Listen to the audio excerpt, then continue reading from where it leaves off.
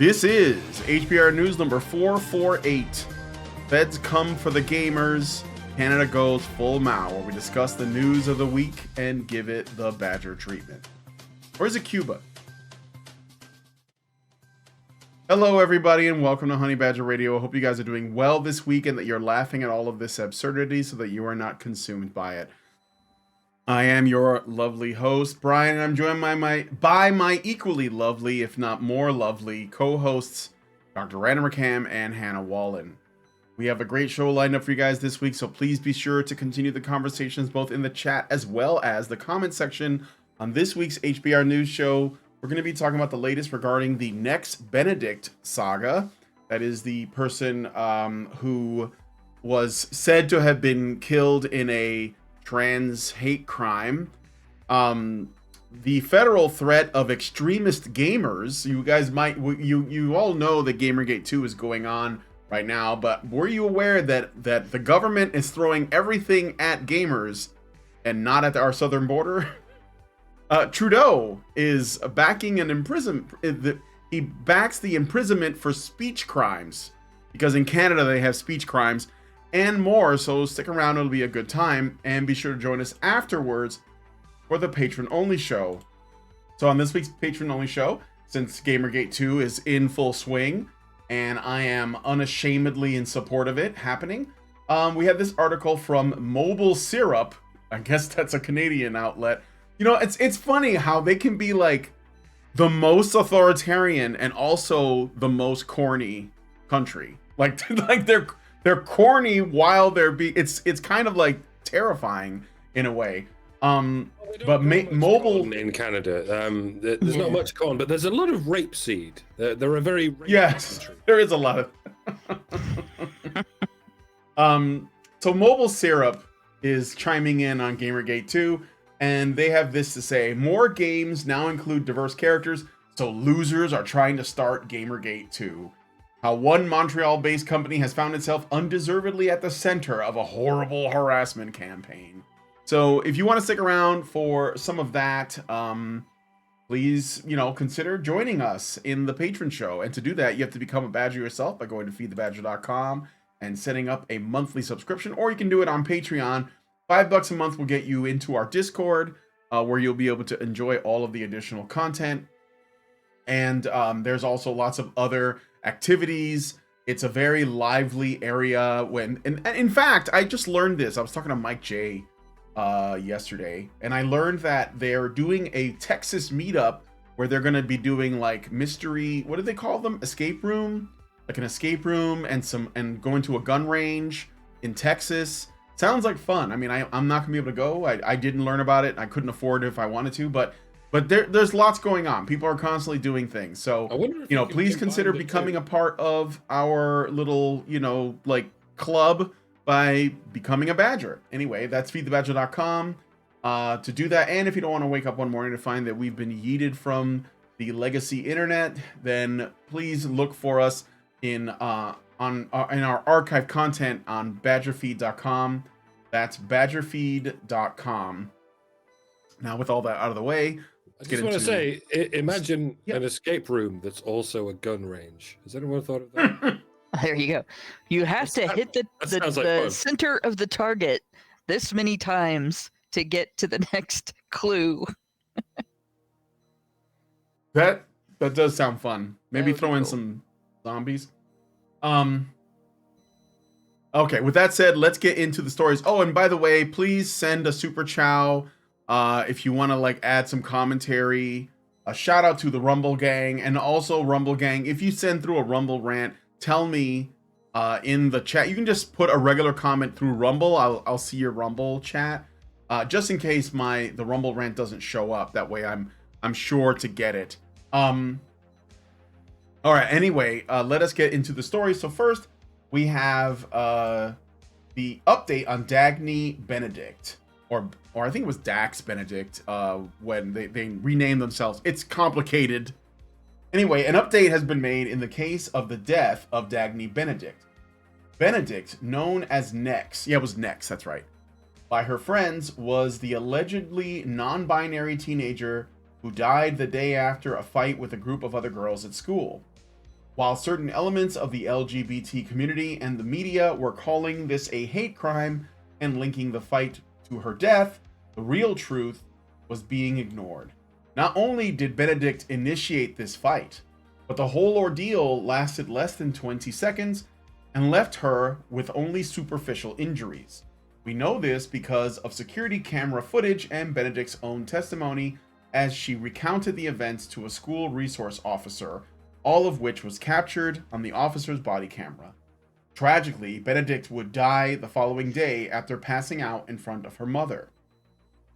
Answers were slow to arrive as police forensics did their job. Preliminary findings indicated that there was no head trauma, or in other words, the fight from the previous day played no role in Benedict's death. Eventually, almost 6 weeks after her death, a medical examiner announced that the cause of Dagny Benedict's death was suicide. The drugs diphenhydramine and fluoxetine, one an antihistamine and the other a selective serotonin reuptake inhibitor, SSRI, an antidepressant, were found in her system. The combined toxicity of these two drugs is what caused her death. At this point, the only unanswered question is if Benedict knowingly meant to ingest both drugs in order to commit suicide, or if this was a tragic accident. Go on, Hannah. You sound like you. She overdosed on Benadryl. Well, it's a combination of Benadryl and SSRIs, is what they're saying. Yeah. All right. So that's a thing. That may not have been a suicide. She may have been trying to get high and hallucinate. Yeah, it's possible. Well, there's all sorts of Does possibilities. Benadryl do that? Because I mean, if I take Yes. one, it just puts me to sleep. Yeah, if you take one, it just puts you to sleep. If you take the recommended dosage and you don't take it with drugs that it's contraindicated with, it's safe. But there are other drugs that can cause your body to keep and hold on to hoard Benadryl, basically. And there are drugs that can be hoarded in your system because you took Benadryl too. I don't know if it has that with SSRIs. It had that with a medication I was prescribed as a child. They gave me theophylline and Benadryl together, which you should not do. And if you overdose a little on Benadryl, it becomes dehydrating. If you overdose a little more on it, it causes weird effects that I don't understand why people do this, because it's not pleasant. It's not fun. It sucks. You see things that are ugly and scary. It's not like I've heard all this nice stuff about different hallucinogens where it's like, oh, pretty colors and flowers and chirping birds and stuff. This is not fun. So I think if people try to do this to themselves on purpose, a lot, and do it to the point where they do it more and more and risk overdose, it's because there's something else going on with them that's wrong.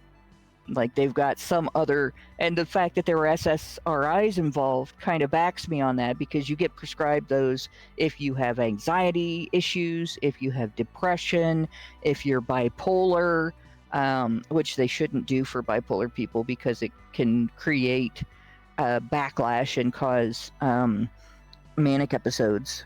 But it's not something that you choose to do because you're looking for a fun, happy experience.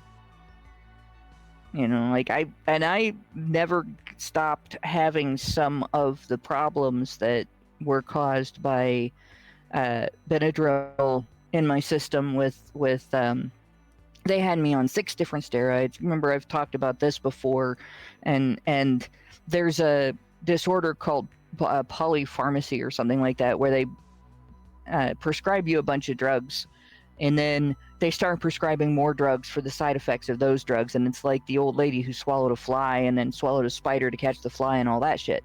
You end up with all kinds of side effects.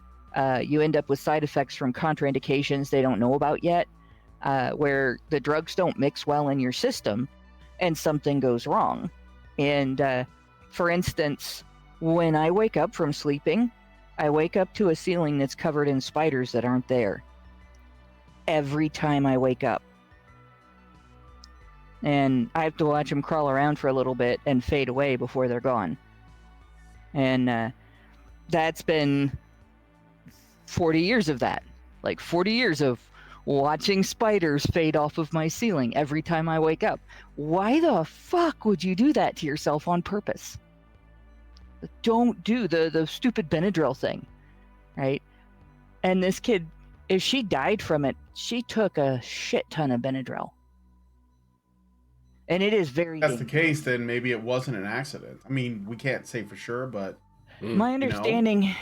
there's generally a warning about taking too much aspirin.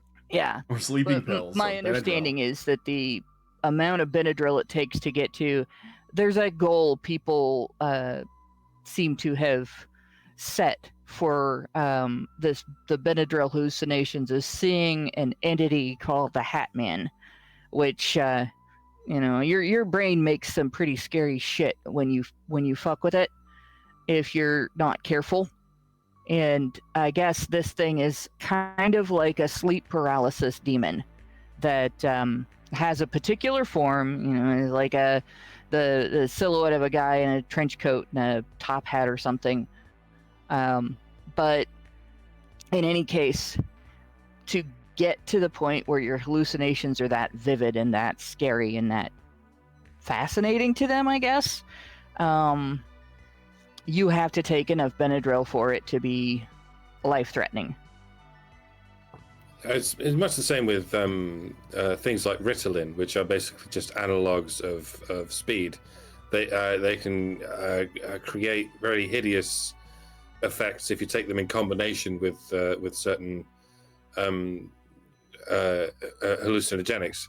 Like DMT isn't fatal unless you take it with speed, and then it can cause serotonin shock, which people don't realize. And it's not just DMT; it's also sorts of things. If combined with certain kinds of speed, and there's loads of kinds of speed that are prescribed by so-called doctors, that this doesn't appear in the disclaimer warnings because it's just not assumed that it would ever happen, and it's largely not assumed by the doctors who prescribe it. And on a broader point, we talked about this story 2 weeks ago, I think it was, and in my attempts to be even-handed, I gave the benefit of the doubt to the possibility that there might have been a connection between the fight and the tragic death that followed, because the timing of the events would make for a heck of a coincidence if they were not connected. But I will hold my hands up and eat my words. Perhaps this is a lesson that any olive branch you extend to the prevailing media narrative, no matter how short, is still probably too long of an olive branch. If the oikophobic legacy media is pushing it, the chances of it being even partially true are vanishingly small. It's especially in the event that they have an axe to grind. On this occasion, they did have an axe to grind by the name of Chaya Reishi. I don't know how to pronounce it. Lives of TikTok.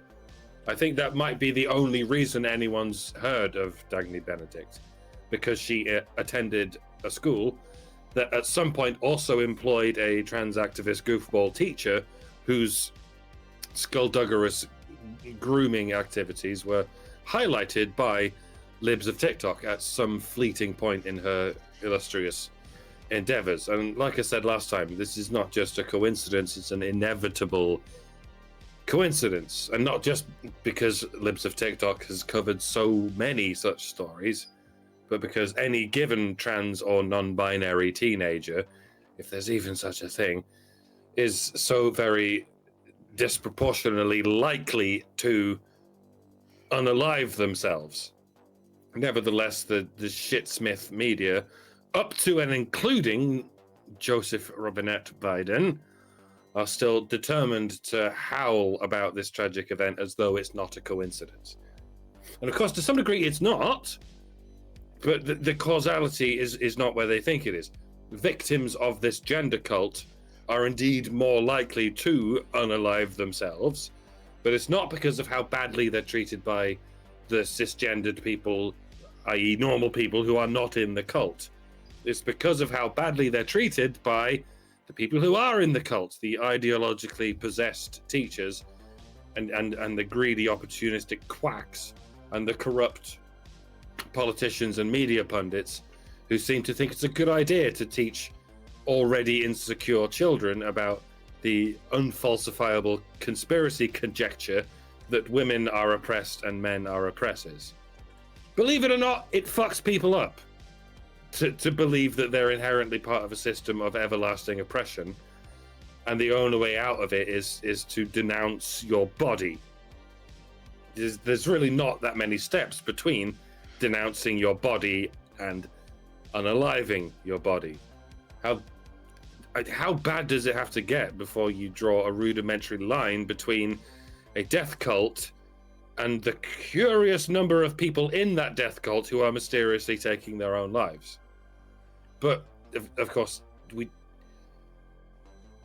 still don't know if this was actually a deliberate chop suey. I don't know why you already said suicide. I'm just going to say suicide, or if it was just a tragic accidental overdose, which in either case was caused in part or largely by SSRIs. You would think this would be the point in the story where we have a conversation about SSRIs and the epidemic of children being prescribed them for, at best, dubious reasons.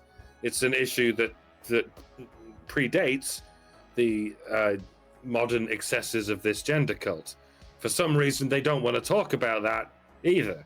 Probably because it's the same greedy, opportunistic quacks who for generations have been performing whatever experiments on children they can get away with for as long as they can get away with it. Notice there's a rather short, fat line that can be drawn between Big Pharma and this rather pervasive gender cult that goes by many names. I put it to you that is not a coincidence, and perhaps neither is that thing we're not allowed to talk about on YouTube. The accumulated compulsion to prey upon people's fears is not a conspiracy. It's a contagion. It's an infection, and it invades the system through soft entry points such as the anus or genitals, or theories that regard them. Actually, the reason that kids are so vulnerable to this is because parenting has changed in ways that go against the entire history of our evolution.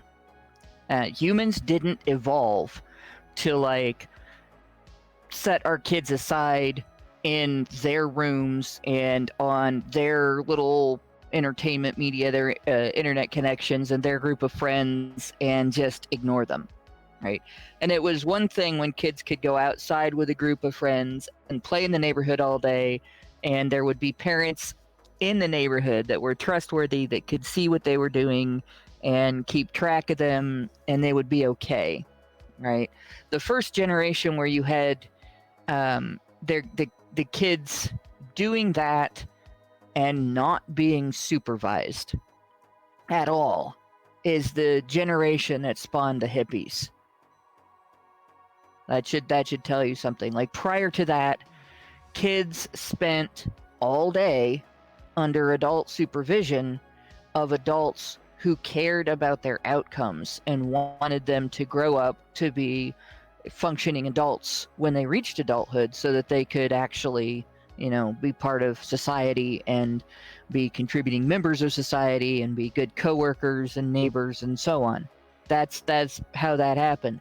You had, before the industrial age, you had if you were a baker, when your kids were old enough to start doing chores, they became part of your baking business. They started doing cleanup, or they started fetching ingredients for you, and you started showing them your recipes and so on. If you were a farmer, they started feeding the animals. They started helping you harvest. If you were a doctor, your kids started learning anatomy. That was how that worked. And today, that's not how that works. today, people have kids and they use the television as a babysitter. They use the iPad as a babysitter. They use the internet as a babysitter. They use educational toys as a babysitter, but they don't sit and do things with their kids. They don't build crafts together. They don't go on vacations where they take their kids out in the woods and say, this is how the paths are marked. This is how we read how the paths are marked and stay in the right place. And to me, I'm looking at the pattern that's happened over the last century of what happens when kids are too free range. And it's just as bad as what happens when you have the kids on the side of the neighborhood where they all have to be on the same soccer team or in the same soccer league, and everybody gets a trophy and everybody's feelings are protected and nobody's allowed to complain because, that means something's wrong. So the complaints have to be preempted by creating a whole rule set for how not to hurt people's feelings. There's a middle ground where you interact with your children as a parent. You teach your children about the world. You teach your children to manage their reactions to the world and their experiences in the world by their own decision making and their own moderation of their own internal monologue. And when you don't do that, you get this phenomenon, and particularly in girls, because honestly, this type of fantastic manipulation of reality in the mind and then expectation that reality will comply is a type of role play that girls engage in during their teenage years. You have, the apocalypse is coming and it's going to be fun. And here's how we're going to enjoy it, and fantasies about movies like Night of the Comet, where you just go to the mall all the time afterwards until the zombies show up, and then it's scary.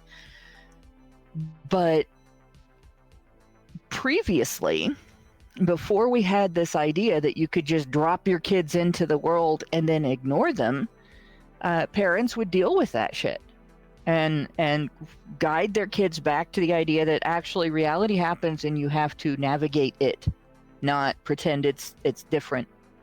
And the parent that is the best at doing that is the one that moms have been kicking out of the house. Right? Without dads in the home, your daughter doesn't grow out of that. Without dads in the home, she gets deeper and deeper into this idea that her fantasies have to become reality and can't be stuck in her head and can't just be cute stories that she tells with her friends. And you end up with teenage girls who try to kill one of their friends because of the shit, I can't think of the long skinny guy. That's horrible. Slender Man, because of Slender Man. Or you end up with this cult of gender ideology and all of the girls in a high school becoming non-binary or developing gender dysphoria that they didn't have before their teachers told them about it. Or you end up with, before it was that, in the 70s and 80s, it was diagnosing yourself with all manner of neuroses and becoming completely unable to function in reality without an analyst or a therapist, right? A psychoanalyst or a therapist. And you get this, instead of growing out of this behavior, this wallowing in unreality until it destroys you and your ability to interact with the real world. And we are at the point where an unfortunate, not necessarily a majority, because I don't know that, but an unfortunately large number of girls and young women in their adolescence, in their 20s, just have no touch with reality at all because they grew up without a dad, or their dad was prevented from putting his foot down and saying, no, reality is over here, you have to pay attention to it. or their education system has started fostering the completely abusive notion that reality is unnecessary for them. And they end up doing shit like this. They end up, and the Slender Man thing isn't even the first one. There was a group of girls in I want to say the early 90s that did this over lesbianism. And one of them was a psychopath and talked the other ones into kidnapping their friend and essentially torturing her to death. I remember that. That's an old one. It was horrifying. I have some information about Benedict that I thought was to that, relevant. My conclusion on this is if you have kids, it is your job to engage with your kids. You should be doing something, even if it's just sitting and watching television together so that you know what your kid is seeing and finding entertainment with. But you should be doing things with your kids every day. Eat supper with your kids. Have your kids in the room with you when they're on their internet games or in their internet chats or anything else that they're doing. And go places with your kids and do things with your kids. Take them to museums, take them to zoos, take them camping. Don't just drop them off into an alternate reality of entertainment media and protected, padded room shit and ignore them. And your kids won't turn out like this because you'll know when it starts and you'll have the opportunity to put a stop to it as soon as it begins. And don't kick dads out of kids' lives because that's killing them. Yeah. Well, yeah, dad has to protect. Dad is the obstacle between like all of this corruption and brainwashing and abuse that comes from mothers and teachers and other people that these children have to be around. But just to drive this home a little bit, I don't know if we talked about this when we initially talked about the story, but Dax Benedict, who identified as Next Benedict, I'm looking at the Wikipedia page because there's a Wikipedia page to her, and it says Next Benedict was born in 2008 in El Paso, Texas. According to Sue Benedict, Nex's grandmother and adoptive mother, Nex's biological father relinquished all parental rights early on and is in prison for abuse. Sue raised Nex since they were 2 months old and formally adopted them a few years before their death. Sue is enrolled in the Choctaw Nation of Oklahoma, but Nex was not affiliated with the tribe. Nex and her family lived in Owasso, Oklahoma, a suburb of Tulsa, on the Cherokee Nation reservation, and attended school at Owasso High School in the reservation. High school has 3,000 students, grades 9 through 12. So, a couple things I wanted to mention about this. Number one, the father's not in the life. Nex is raised by her grandmother, who is essentially her adopted parents. So that is already like a massive ding against her. Secondly, apparently they live on an Indian reservation, which it's not that is creating the conditions, but there is like a kind of well, you can tell like the Indian reservations have their share of problems, but a lot of them are very similar. There's a lot of parallels to the black population in the United States, where a lot of it could be solved by addressing the problem of broken families. And so you have a girl that's not even raised by her biological mother, is raised by her grandmother, doesn't know who her father is. Apparently her father's in jail. They're saying it's for abuse. We don't really know for sure. And this was already putting her in a vulnerable position.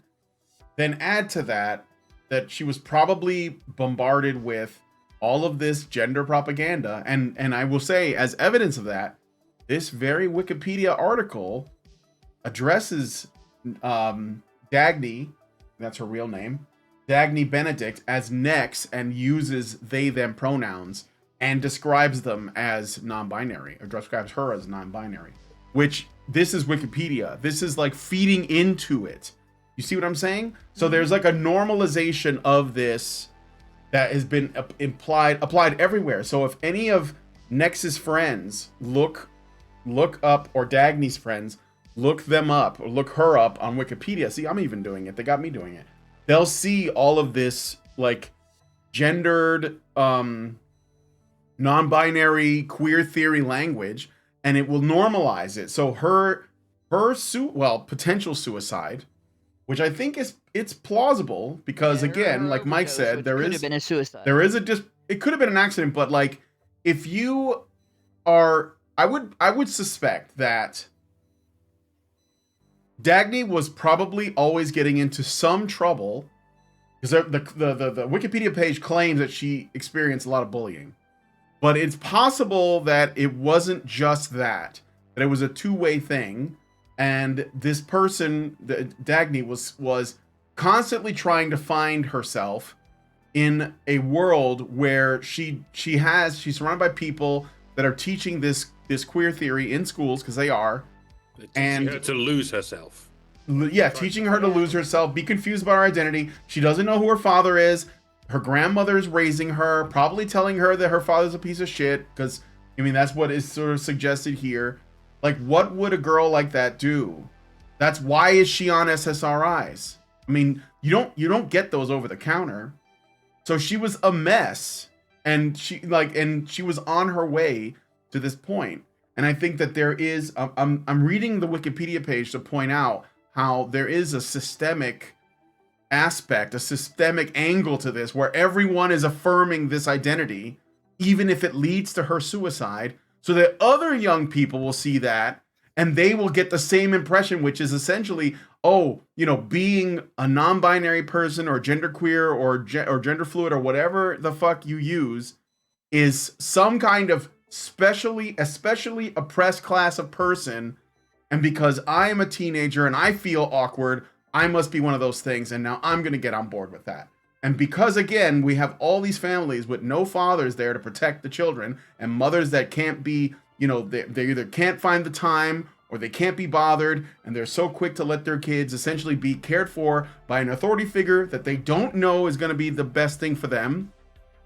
And so the cycle continues.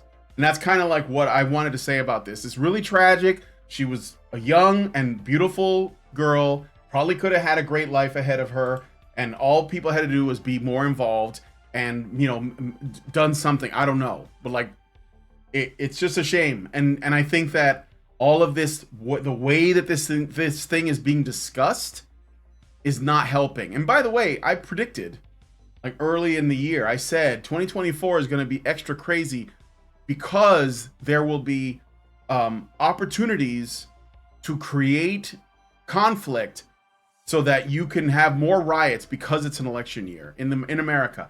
This was going to be a thing. Fortunately, people were quick enough to find out, that she wasn't. It was not, in fact, a hate crime. So Antifa didn't pull up in their black vans or whatever the fuck. But I predict that there will be more incidents, because all you have to do is you lay out the pieces and wait, right? You just have a bunch of kids confused about their gender, or they're feeling put upon by the system because that's what they were told, or based on their race or their gender or their gender identity or whatever. And then you put them all out there with no dads around, and police are like defunded, and then you just wait. Just wait until something happens, because something will inevitably, in a country full of 300 plus million people, plus a whole God knows how many illegals. And all you gotta do is wait for something to happen, and then you can pounce on that, and all of a sudden that's the chaos you need. Just you're like, you have the gasoline is poured on the thing, and you're just waiting for somebody to light a match, and that's all it is. And this was almost that. It didn't happen. This is why it was worth reporting on. And again, it's tragic. I wish that this did not happen, but it 100% did not have to. If people were involved with their kids and they knew what was going on in schools and they were able to hold schools accountable, this would not have happened. So, and one more little point. Defending yourself against an assault is not a hate crime, even if everything else in this had played out as the media tried to pretend. She started the fight.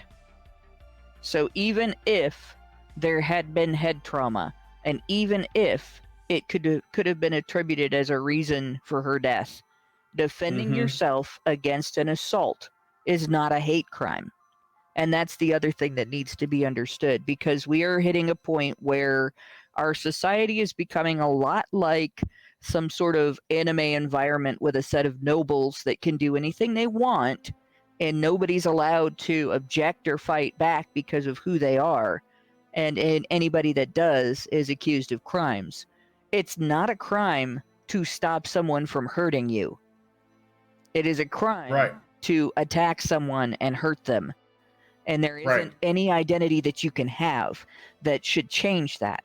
And when people start advocating after a story like this, or arguing after a story like this, as though the identities of the individuals are a factor in that, that needs to be called out, and it needs to be called out loudly, obnoxiously, frequently, and belligerently. Like, nobody Yeah. should put up with that. Yeah. Well, anyway, let us know what you guys think about this one in the comments. I got to read a couple super chows, and then we're going to move on to the next story. So I missed one, unfortunately, but I'll read it here. Eric Bruner gives us $50. Thank you, Eric Bruner. I'm going to play you a sound bite for that one. You are fined 1 credit for a violation of the verbal morality statute. And he gives us $50. What? Just laughing. That's a new one. Is that from Demolition Man? That's from Demolition Man. Yes. Yes. One of my favorite movies. Like what? Like a smart, stupid movie. It's it's sort of like yeah. Anyway, I think it was Stallone's idea too, because like the '90s was pretty PC. So, and what's his name? The Irish guy that was in that. What was his name? The comedian. You know. He did that song, I'm an asshole, yo. Oh, you yeah, know. Dennis Leary. What's his name? Dennis Leary. Yes, Dennis Leary. Yeah, that's right. Eating Okay, rats. anyway. Ironically, they're now serving rats on spits in New York City. Yep. Eric Bruner gives us $50. Thank you, Eric, and says, regarding mobile syrup, SJWs often seem to deliberately go for cutesy names whenever possible. Yeah, like Sweet Baby Inc. I think this is in part due to them trying to camouflage themselves and seem non-threatening, and partly because a lot of them seem to have a very, very arrested development, yes, and are terrified of anything that seems serious or grown up. Same thing happening in comics. Visually, all their art has nauseating soft pastels, and characters are made soft-looking and as cute as possible in appearance and speech, not to mention ugly, unless they're killing evil white racists, at which point they become incredibly vicious. Sometimes art does reflect reality. Well, I can't go into it now, but there is a feminization, like a feminine way of doing art that has dominated comic books, and that's why they don't look right. It's the palettes, the actual colors are not the kinds of colors that men are drawn to or boys are drawn to. So, anyway, or typically, I'm not speaking, I'm speaking in broad strokes here. So, well, thank you, Eric, for that. Richard Bier gives us $5 and says, I have seen ads for a ketamine protocol for some mental health problems, and it is advertised as something that might be available as a mail order. Wow. Take the pill to combat hair loss, and the side effect is that you might need the pill to be able to get an erection, which now needs another medication to control the side effect of that, or just get a toupee instead and leave multiple pharmaceuticals alone. This person hadn't actually come across a certain briefcase by any chance, right? That's like whether or not they knew about something about Hillary Clinton. I have evidence. Thank you, Richard, for that. And then I got one more from the top G herself, Meredith. Meredith G gives us $5 and says, HBR News 448, Honey for the Badgers. Woke activism is present on the reservations. Oh, yeah, it's huge. It's huge. And I think the kids there are particularly vulnerable because the environment creates a helplessness and despair. Yes, and it's sort of promoted by, again, the native populations have as much, if not a larger problem with fatherlessness as other populations, like the Black population and the Latino population. I mean, I'll say it. Like, that's a problem. And it's going to get worse. And the thing is that the activism, the people who are supposedly advocates, they don't want to address any of that. They just want to blame the white man or the West or capitalism or anything else but single moms. Like, whatever it takes to not say single motherhood is the problem. And I mean, like, I have confronted people about this. directly and I said, look, here's all the data. You put it like everything in front of their face. It's single moms. And they'll even say, yeah, I agree with that, but it's still the fault of this other system. Like, you're a coward. Stop being a coward. It's women. let's just stop being cowards. It's not going to get better. I mean, you can keep denying it if you want. Things are just going to keep getting worse. And you're going to be like, man, I really want to address this thing, but I'm scared. I'll be called a misogynist. Fucking, I've been getting called one for over 10 years. It's fine. It doesn't hurt that much. You know? Anyway. I've been getting called one since 1985. Yeah. So what? To repeat, in Britain, they blame it on the native population, which goes. They don't give a shit about the native population. They just worship women and hate men. That's the consistency. It's the only consistency. Yeah. Well, anyway, let us know what you guys think about that one in the comments. We're gonna move on to the next story. All right. So a recent report reveals an unprecedented collaboration between federal agencies and gaming companies to identify and root out extremist content within online gaming platforms. The Government Accountability Office report details mechanisms established between the FBI, Department of Homeland Security, and gaming companies like Roblox and Discord to share information on domestic violent extremism. Did you know? This is where our tax dollars are going. The GAO's investigation, conducted from September of 2022 to January of 2024, highlights the FBI's receipt of tips from gaming companies regarding potential law-breaking and extremist views. What's a law-breaking view? However, the report raises concerns about the lack of an overarching strategy to align these efforts with broader agency missions. In light of Congress's pressure on gaming companies to address extremism, this collaboration marks a significant step in combating online radicalization. I think it's also worth pointing out that it's not just Congress, but it's groups like the United Nations, which of course Anita Sarkeesian and Zoe Quinn got to speak in front of, the Southern Poverty Law Center, and the ADL, of course. Anyway, the federal government's interest in this issue has intensified following events like the January 6th Capitol riot, from prompting President Joe Biden to prioritize domestic terrorism as a top security threat. Fucking gamers. What? The most oppressed class of people. While the collaboration holds promise for identifying and countering extremism, it also raises questions about free speech rights and regulatory oversight. Despite these challenges, the federal government sees sharing information with gaming companies as essential for detecting and disrupting extremist activities online. However, critics, including popular Twitch streamer Hassan Piker, yes, that Hassan, men's rights activists are machines, dude, expressed skepticism about the FBI's effectiveness in identifying extremism, citing past failures. Piker remarked, quote, "They're much better at finding vulnerable teenagers with mental disabilities to take advantage of," end quote. Additionally, concerns about government overreach and privacy rights persist, especially in light of ongoing federal litigation on free speech issues. Sharon Nazarian, a representative from the Anti-Defamation League, ADL, has emphasized the need for a better regulation of gaming platforms, stating that they, quote, need to be better regulated, end quote. As gaming platforms continue to evolve as hubs for social interaction and communication, the challenge of balancing security concerns with individual freedoms remains a pressing issue for policymakers and tech companies alike. All right, so it's that time of day again when the broken clock that is Hassan Piker appears to display the correct time. Well, he wants to propagandize, so why would he want to? Yeah, albeit for the wrong reasons, yeah. Quote, "They're much better at finding vulnerable teenagers with mental disabilities to take advantage of," end quote. Yes, Hassan, but have you considered that the purpose of a system is what it does? If the deep state was truly interested in cracking down on extremism, they would be going after the adherents of certain ideologies that have a penchant for domestic terrorism and child grooming.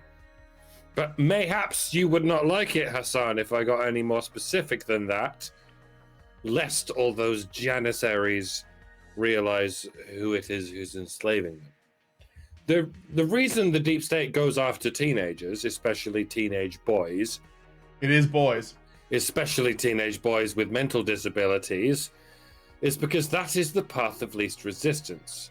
If you go after males, no one gives a shit except men's rights advocates, and Lord knows no one gives a shit about them.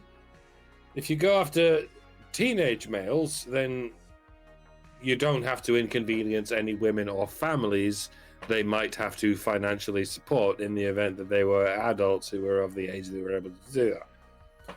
If you go after mentally disabled, i.e. autistic, teenage males, then you're pushing on the very openest of doors. Because autistics, especially autistic males, have this frustrating and highly perturbing habit of doing their own thing, of not succumbing to the emotional manipulation of those who would have them surrender their productivity to the machinations of the Holy Order. And we simply cannot have that. It really does feel like we're retreading material that we've been doing for the last 10 years, doesn't it? And it never fails to disappoint when certain people defect from the pursuit of defending these vulnerable demographics to outright attacking them, because the path of least resistance is just that, irresistible. I am, of course, not naming names, but I don't have to, which is just as well, because I'd rather not. You can notice the trends for yourself, friends, if you simply go about your day noticing things. And I'm not saying that, I'm not saying that all gamers are male or indeed autistic, and I'm not saying all autistics are gamers or indeed male, but there is certainly a disproportional overlap in the Venn diagram, just like there's a disproportional overlap between the opposite of males, females, and the opposite of autistics, narcissists. Honestly, you have to be willfully blind not to have noticed that narcissists have not only been normalized, but they have taken over our culture. And they are truly the ones we're not allowed to criticize. So, on that note, what's the opposite of a gamer? That's a tricky one, isn't it? Well, a game is a very specific thing. It's a system of interaction that necessarily involves competition and fair play. Without interaction, it's just a contest. Without competition, it's just a dance. And without fair play, it's just a fight to the death. The opposite of a gamer would be someone who is not interested in interacting on a level playing field, someone who is not interested in a competition that can be lost, someone who is not interested in fair play. There are many words we could nominate that might encompass this. Despot, tyrant, totalitarian, maybe even our old friend narcissist. For with narcissism, all things are possible as long as all roads lead to me. But I don't think we have a word in English, certainly not one that's universally recognized, that accounts for all these elements at once. If anyone out there speaks a language that is furnished by such a word, I'm all ears. I would love to hear it, but perhaps we could simply look to the enemies of Gamergate, and indeed of Gamergate 2.0, because such people by design are in direct opposition to whatever a gamer is. They've made it very clear that they want gamers to be dead. And I mean, I'm still happy with aggro. Always seemed pretty appropriate to me. Maybe it's high time we brought that noun back from the meme graveyard, and we made it stick this time. Because history really needs to remember these absolute bastards. Those who do not learn from history are condemned to repeat it. Never forget, those who pander to narcissists, those who pander to females, those who pander to aggros will be the death of you.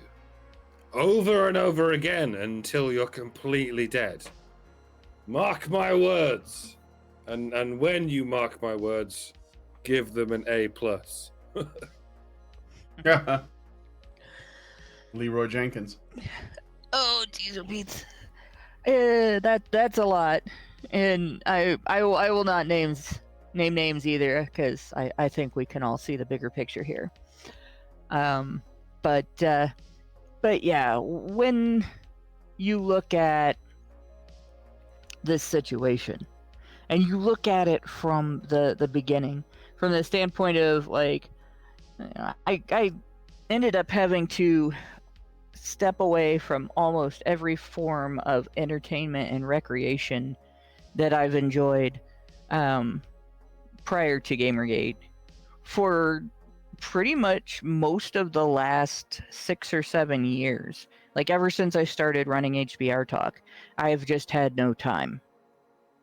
So it's for the last 6 or 7 years, my life has been eat, sleep, work, and if I get any free time, I spend it with my husband, and that's it.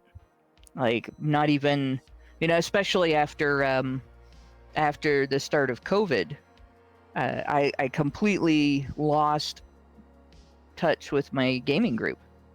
So I'm like not even getting to play Dungeons and Dragons, and then this happens, and I'm looking, and I'm like, all right, so what was it? What was the big deal this time? Somebody had a list of things that a company did. Here's all of the credits for their work. Here's all of the projects that they've worked on. So if you hate this company, you don't buy their projects. If you like this company, you buy their projects, right? One of the first lists like that I came across in the course of men's rights activism was something called Women Action Media. Women Oh yeah, I Action remember that. And they created a list of advertisers that advertised on Twitter. Their list of advertisers that advertised on Twitter was publicly posted. Anybody could access it. It wasn't just, for their purposes.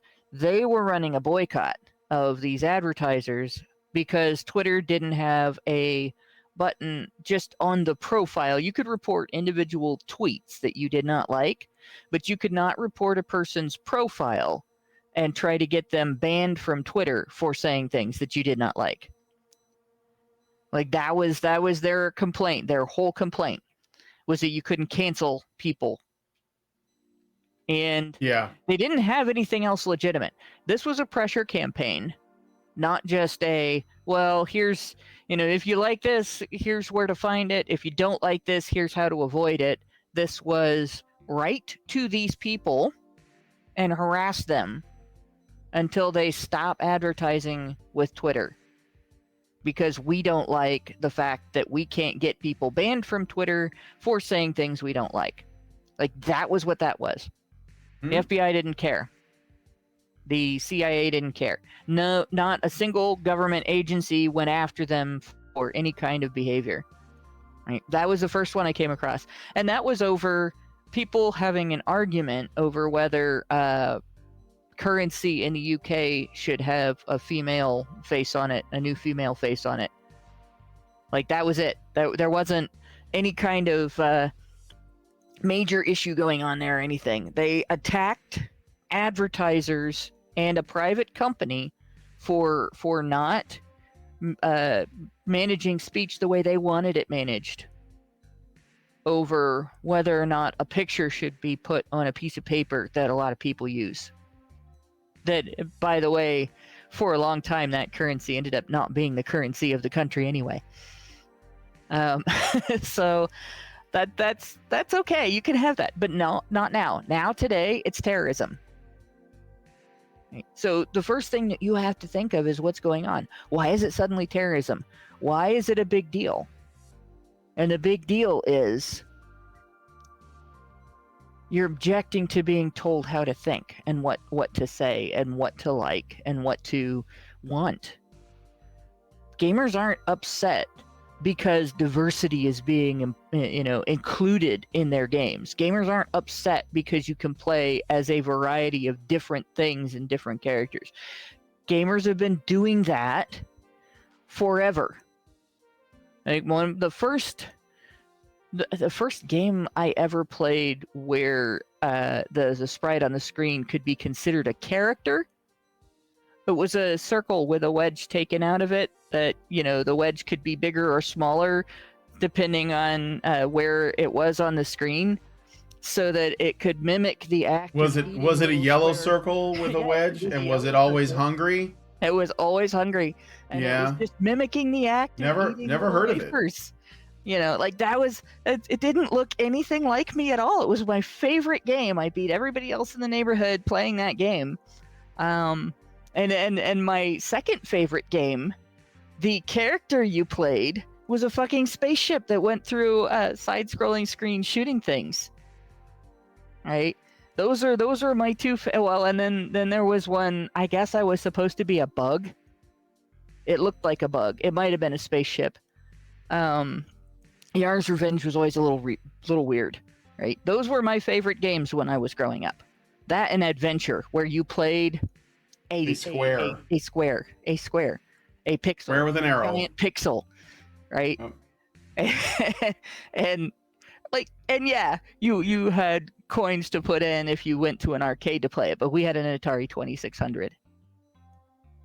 Yep. So diversity isn't exactly something that gamers have ever objected to. It's not the issue.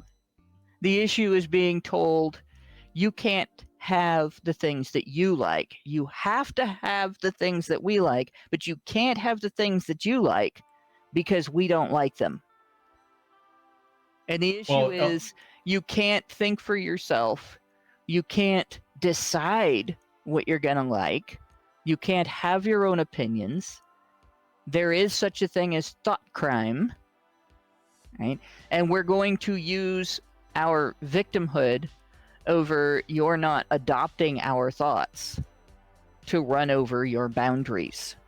And that's what this is really about. You're not allowed to have boundaries. Consent mattered to woke ideologues until it was your consent. Their consent mattered. They have the right to refuse. They have the right to say yes. They have the right to be informed. They have the right to be asked over and over again, every step of the way, whether they agree to something or not. You don't have the right to disagree. You don't have the right to say no. And it's not just games that they're doing this in. Being told that you are infected with isms and phobias if you don't accept the idea that a person with the opposite genitalia of the body type that you're attracted to and the personality type that you're attracted to is the same thing and the genitalia doesn't matter, that's telling you that your consent doesn't matter. That's telling you that you don't have the right to say no. That's telling you that your boundaries are illegitimate. They're allowed to have boundaries. You're not. Why would your government, why would your powers that be, your authorities, want that? Why would they want you to have no boundaries, no ability to say no, no ability to think for yourself, no ability to complain when something is being done to you against your will? Or rather, no will. No free will. The only people who ever want you to have no free will of your own are the ones who want to exploit you, to use you, to enslave you. And that is what this is about. It doesn't have anything to do with, on their end of it, it doesn't have anything to do with gaming. No, it doesn't. It doesn't have anything to do with, right. Has nothing to do with any entertainment media. Yeah, and they're doing doesn't have- this, I think, in consort with groups like Sweet Baby Inc. and these massive, like, feminist groups, these female groups in gaming. Like, they're all in cahoots. I would guarantee it. I bet there are Well, and links.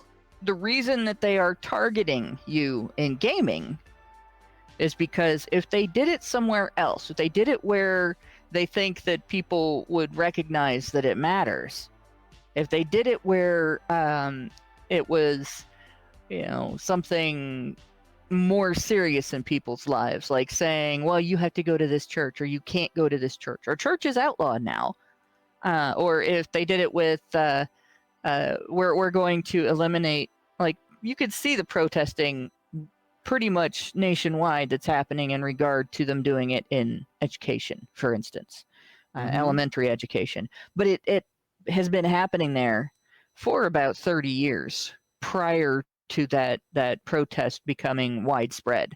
It took 30 years to get that. But it's easy for them to attack something like movies or gaming or comics or novels, any of that stuff. Well, it's in our because- culture, period. Yeah, but it's easy for them to attack those areas because they can say, well, this is not a big deal. And Yeah. we can say that it's not art, or we can say that it's not the equivalent of classic art or Renaissance art or Baroque art. We can say that historical art was much better than this art, and therefore it's okay to fuck this art up. And therefore you can't object to being told that in terms of your entertainment sources and your entertainment media, you cannot have any free will.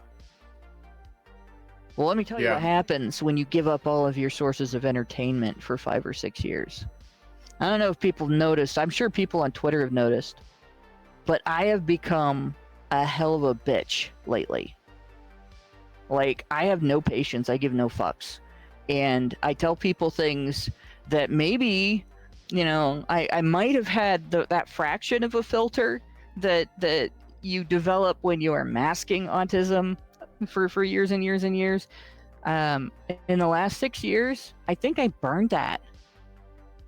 And that's burnout. And I've noticed it. I've been noticing it for like the last 6 months. And I look back at, I suddenly I have 1,600 comments or likes or whatever, or I get suspended for something I said, and I go back to Twitter and I look and I'm like, holy shit, that was bitchy. Maybe I should have been a little more diplomatic about that. Right? That's what happens when your ability to diffuse is taken away. And I started a remedy last night. I've decided, I'm gonna actually take time and do some things just to be entertained by myself. It's not that hanging out with my husband isn't enough. It's that everybody also needs them time. And I made really damn clear and sure to get it before all of this shit hit the fan periodically. So yeah, there you go. But taking that away from you means that you now have a void that has to be filled, and it provides authority with the opportunity to come in and say, well, you need these drugs and you need this behavioral programming, and those will save you and you'll be okay.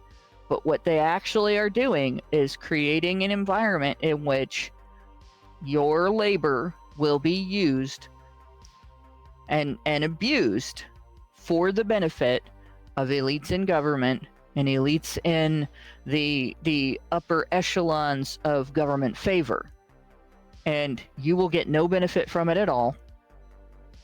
And you will be told that if you're not okay with it, you're mentally ill. That is your future if you accept that you can be told that you're not allowed to have personal boundaries, you're not allowed to have free will, and you're not allowed to value your you time and your you activities and your you opinions and your you beliefs and your you practices. And that's what this is about. It just so happens that gamers are the very few people that are equipped to dig their heels in and give the big fucking middle finger to all of those efforts against Yep. human individualism and the human right to remain an individual. Yep. Well, let us know what you guys think. Gamers rise up. That's all I would say. And gatekeep the hell out of this.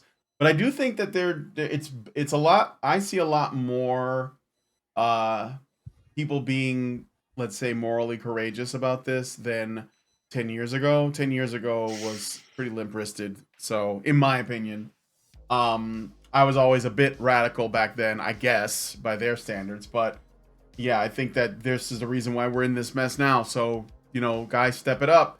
This is not an accident. These people are working in concert.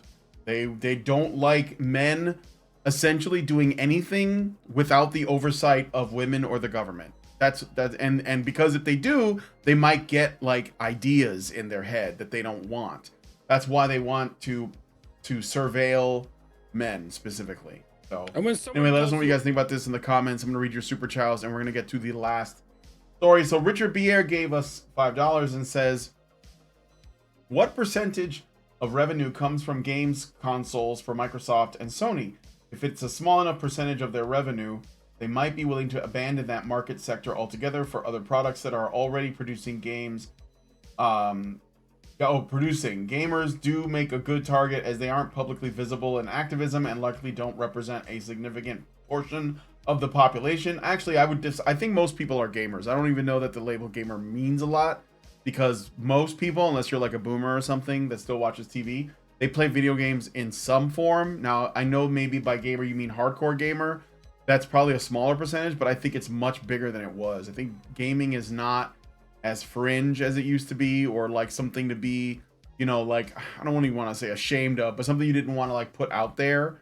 Like when I was growing up, it was pretty common already. So it's I think changed in part because of availability. I mean, yeah, I'm saying like you can play on your phone, you can play on your computer. We have consoles. Like it's generally available. You can play on the browser. You don't even have, like there's plenty of. I think that most people do some degree of gaming.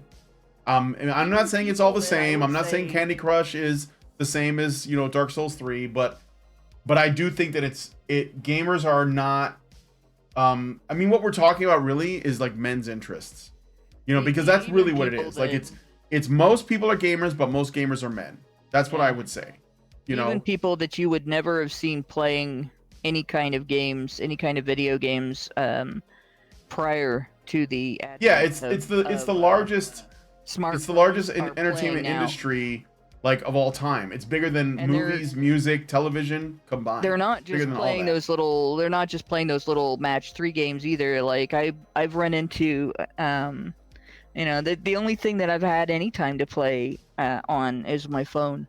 So I've tried out a bunch of like the different, castle defense games and stuff where you have a guild or another group of, whatever they're different games, call it different things, but basically your own cabal, and you're against other cabals of builders and so on. And I run into more women there than anywhere. Well, lots of people play sports, but there's a difference between someone who plays sports and a sportsman. Right. And this is why we have the term sportsmanship. It relates to fair play.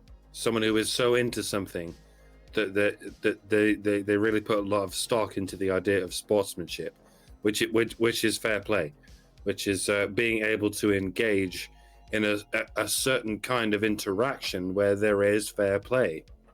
And lots of people can play Candy Crush, but they have no understanding of the idea of sportsmanship, or what I'll call gamesmanship here. Yeah, because they're just sitting passing the time. They don't understand the idea of or people who like do slots of interacting on an equal footing, and that's what it's about. We're dealing with people who are completely opposed to the idea of competing on an equal footing. That's what it's about. Yeah. Well, even though they claim they're all about equality, in practice they're really not about equality. Yeah. Oh, well, let me finish. I'm sorry, I didn't finish the super chow. Gamers do make a good target as they aren't publicly visible in activism and likely don't represent a significant portion of the population, and any successful claim can be made against a practically invisible adversary versus something that is blatantly obvious on a daily basis, which no matter what is done just won't go away, such as a telephone and email scams.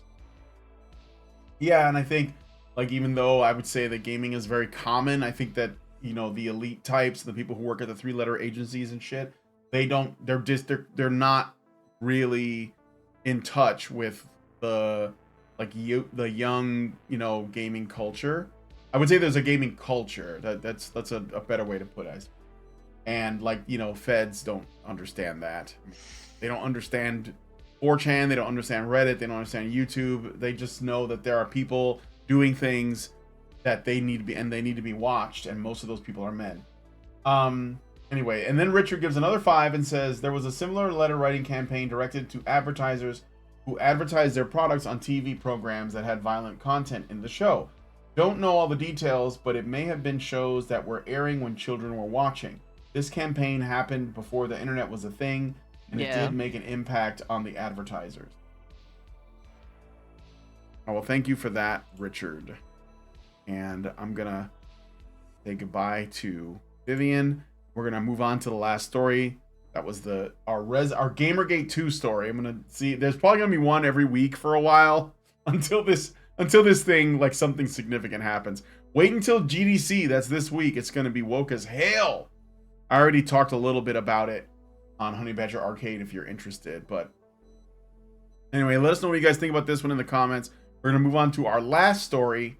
And yeah, I look forward to seeing your thoughts on this whole feds coming for the gamers story. So speaking of feds, Canada is not one to be outdone by the United States. So Canadian Prime Minister Justin Trudeau's proposed Online Harms Act, aimed at enhancing safety on social media platforms, has sparked intense debate and criticism. The bill grants judges the authority to impose life sentences for the most severe speech-related offenses committed online, a move that many view as an alarming expansion of government power, you don't say. Critics have likened this legislation to dystopian scenarios, with author Margaret Atwood drawing parallels to historical practices of royal decree for imprisoning citizens. You did this, Atwood! This is partially your fault, sorry. Yeah, right? Right. It's funny that she's like, wow, that sounds really authoritarian. Oh, my dear. Concerns have been raised about the potential for abuse, false accusations, and infringements on freedom of speech, which Canada does not have. Under the proposed law, advocating for genocide online could result in a life sentence. Unless you're advocating for the genocide of Palestine? I'm not really sure which one gets you in trouble. A significant increase from the previous maximum penalty of 5 years, which is still ridiculous. Additionally, the promotion of hatred online could lead to a maximum of 5 years in prison, up from 2 years. Justice Minister Arif Virani, the bill's proponent, cited concerns for children's safety on the internet as driving force behind the legislation. Bullshit. However, skepticism remains about the effectiveness of the proposed measures in safeguarding free speech and making social media platforms safer. A recent survey revealed mixed sentiments among Canadians regarding this bill. While nearly 70% expressed support for efforts to enhance online platform safety, see, this is why they're fucked, because they do this to themselves, less than half believed that the proposed legislation would achieve that objective. Many respondents also expressed concerns about government overreach and the protection of free speech rights. The bill mandates social media companies to develop safety plans to address harmful content and imposes strict deadlines for the removal of certain types of content, such as sexual images, shared without consent, and child abuse material. Failure to comply with these regulations could result in substantial fines levied by a newly established digital safety regulator. Holy shit. As Canada grapples with balance between protecting online users and preserving fundamental freedoms, the Online Harms Act remains a contentious issue at the intersection of technology, law, and civil liberty. Look, I enjoy irony at the best of times and indeed the worst of times, but even I am becoming weak at the knees trying to fathom this much Orwellian irony. They're trying to increase safety online by making it extremely dangerous to be online.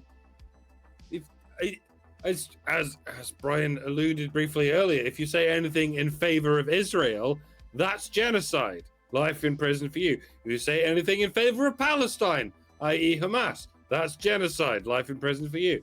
And as far as I can tell, that covers the vast majority of the Canadian population. They're all either desperate to simp for the Jews or simp for the Muslims.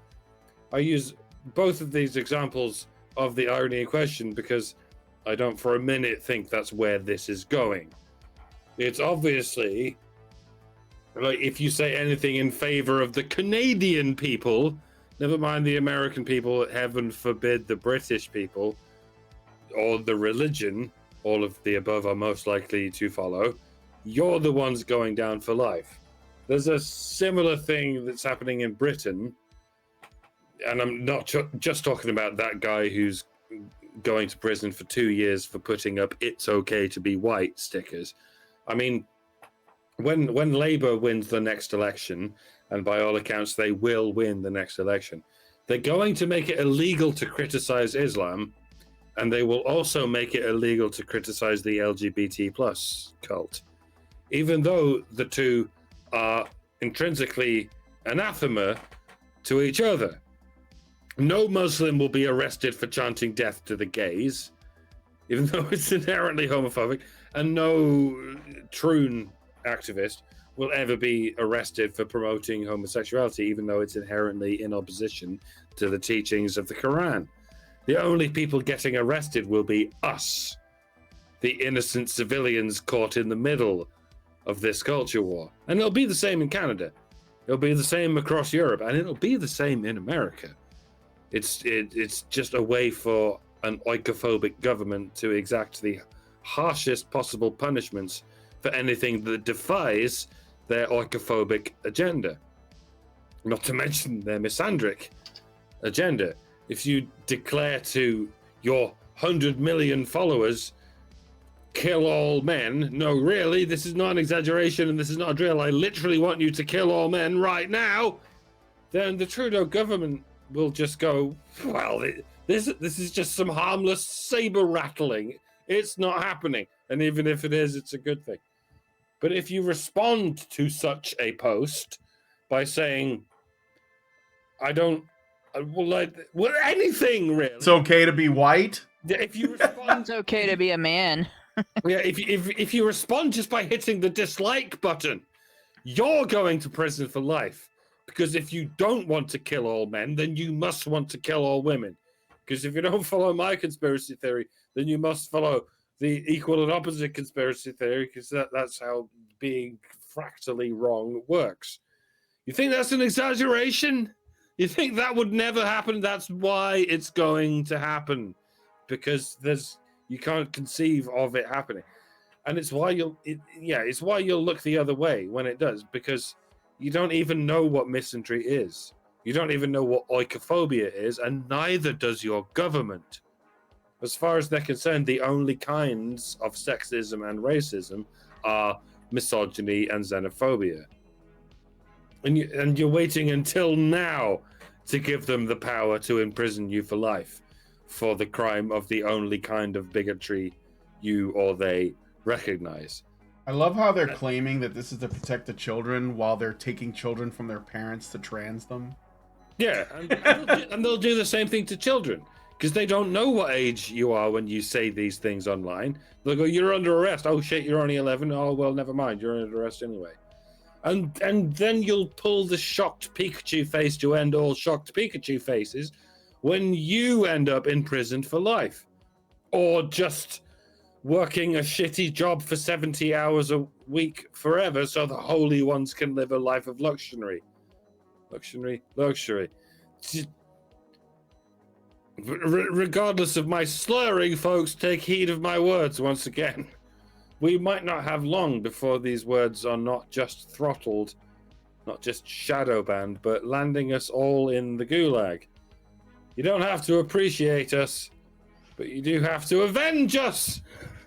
Avenge me. Remember me. Get mad. You've got to get mad. I'm not going to take this anymore. Oh, I just remembered what actually happens in that movie. Fucking never mind. You know, it's the sad thing is Americans think that they're immune to this. I want you to know you should start looking in the system online that lets you track the types of laws that your state is trying to pass, the politicians in your state are trying to pass. I've been looking in Ohio's, and there are 3 different examples of laws that have some similarity to this in underlying premises. So it starts with people are objecting to seeing images of themselves posted online, nude images of themselves posted online without their consent. And they want the government to punish people for doing that. And so the legislators look at it and they're not just like, yes, this is an egregious behavior, we're going to do something about just this, so that it's takes care of the problem and people will have recourse when it's done to them. Nope, they don't stop there. And they like, we'll insert more things about protecting children because everybody wants to protect children, and that's okay. You can say, okay, yeah, we're good with, if you want to say we're going to increase the penalties for, say, CP, go ahead. We're happy to see that, right? That's not a bad thing. But then they go along, and images that can be reasonably interpreted to represent children. By whose reason? Suddenly, all the people who think that all anime looks like children can be offended. Like they add in lolly, that is drawings or completely unconnected to any real people artwork. All right, well, yeah, that stuff is crap.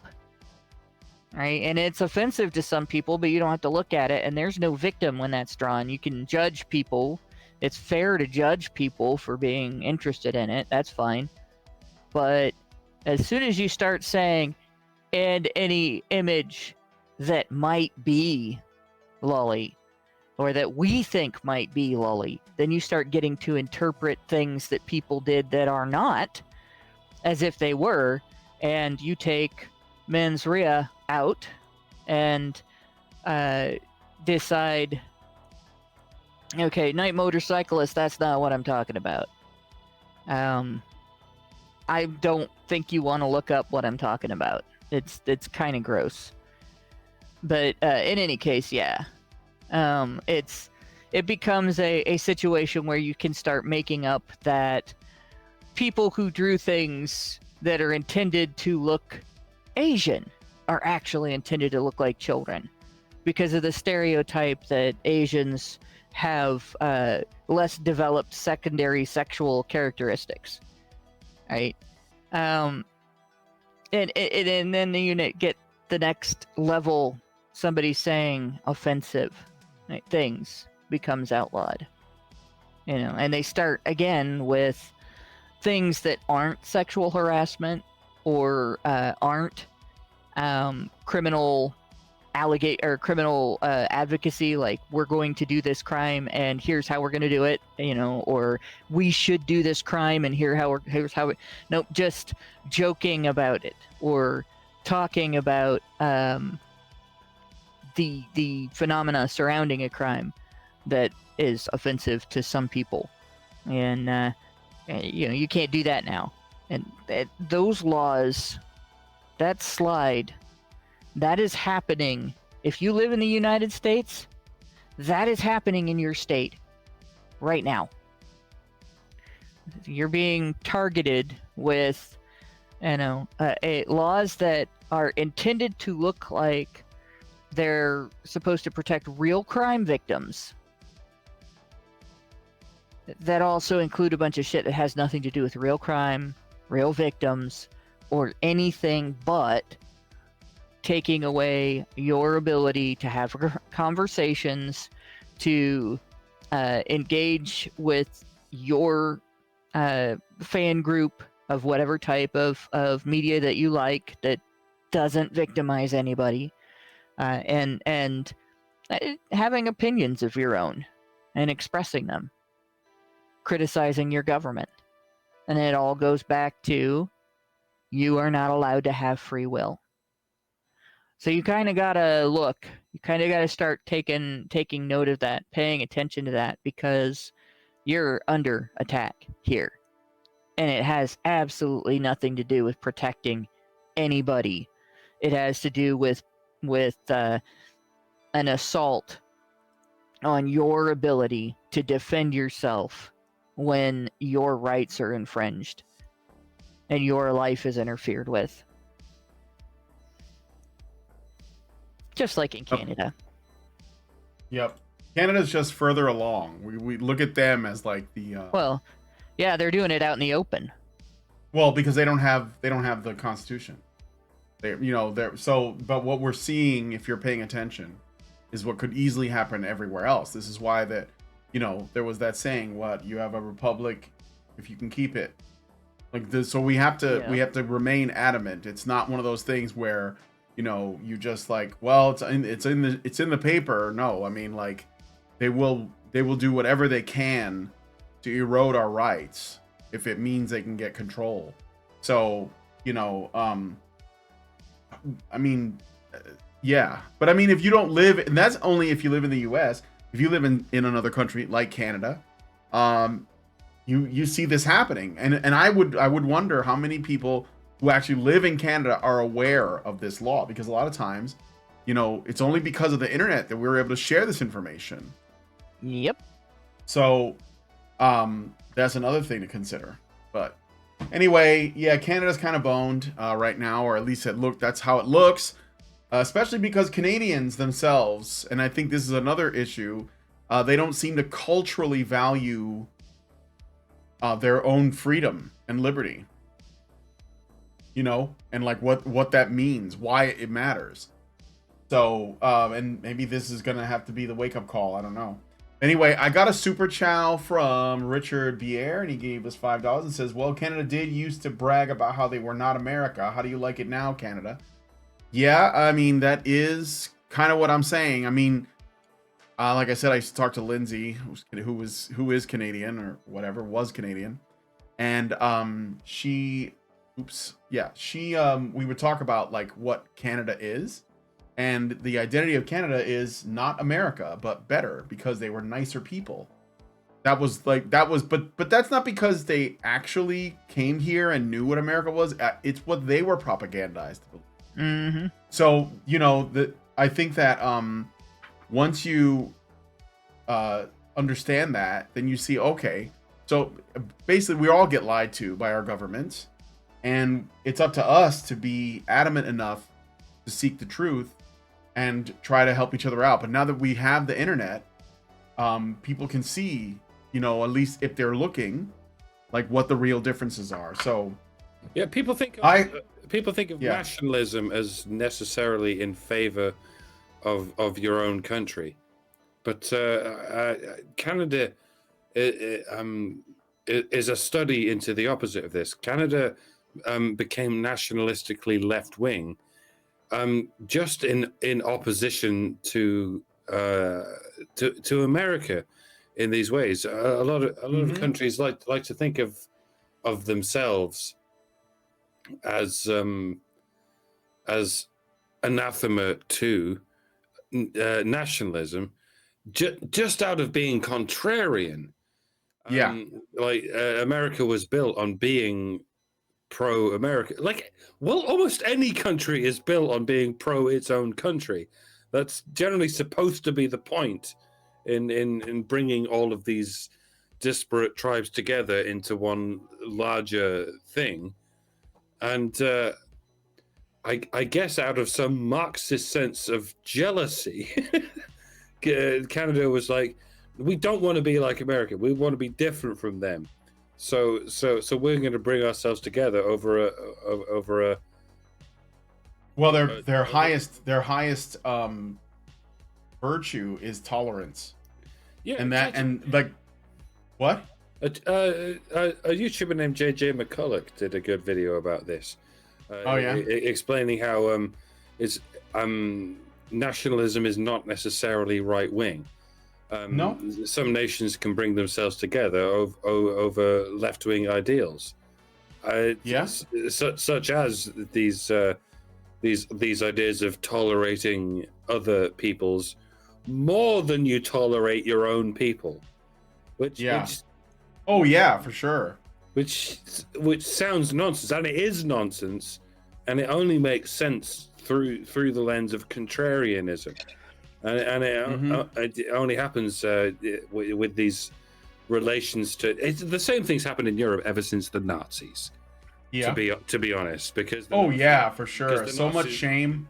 Yeah. they were so much into their own people and the race of their own people that once we won a war against them, we were like, let's be as unlike the Nazis as possible. Let's not just exclusively love our own people. Let's exclusively love other people, and that'll work great. It hasn't worked that great. If you push it too far in the other direction, it's even fucking worse. I mean, it's called communism. It's called lots of things. Even communism is a euphemism for what this is. It's oikophobia. Yes, I'm going to keep beating that fucking drum. Oikophobia is even worse than xenophobia, and I don't know how long it's going to be until people figure the fuck that shit out. Yeah. All right. Well, we're going to wrap it up there. I don't see any more super childs. Thank you guys for that. And we are now going to head into the patron show, where we're going to be looking at this article from Mobile Syrup. More games now include diverse characters, so losers are trying to start Gamergate 2. We're not trying to start it. It's already here. It's already here, and it's nothing to be ashamed of. Nothing at all to be ashamed of, guys. It's just men protecting their hobby. So keep the fuck out of this. Don't let them have it. And know that it is way bigger than it was 10 years ago. Like, wait till they find out about Not Your Shield. Yeah. So, anyway, we're going to head into the patron show, and we're going to look at that. And if you want to join us, you have to become a badger by going to feedthebadger.com and setting up a monthly subscription. $5 a month will get you into the Discord, where you'll be able to partake in all of the additional content and all of the activities and whatnot. Hopefully, I will see you all there. And yeah, we're going to head in there now. So if you guys like this video, please hit like, subscribe if you're not already subscribed, hit the bell for notifications, leave us a comment. Let us know what you guys think about what we discussed on the show today. And please, please, please share this video, because sharing is caring. I think that I'll make a prediction that there will be a new Kekistani flag before November, I'm guessing, because the year ain't over, and it's so we might see more. Chatelet, my dudes. Thanks so much for coming on today's episode of HBR News, and I'll talk to you all in the next one. These are machines, dude. Okay? They are literal machines. They are talking point machines. They are impossible to fucking deal with, especially if you have like a couple dudes who have good memory on top of that too. Holy shit, you're fucked.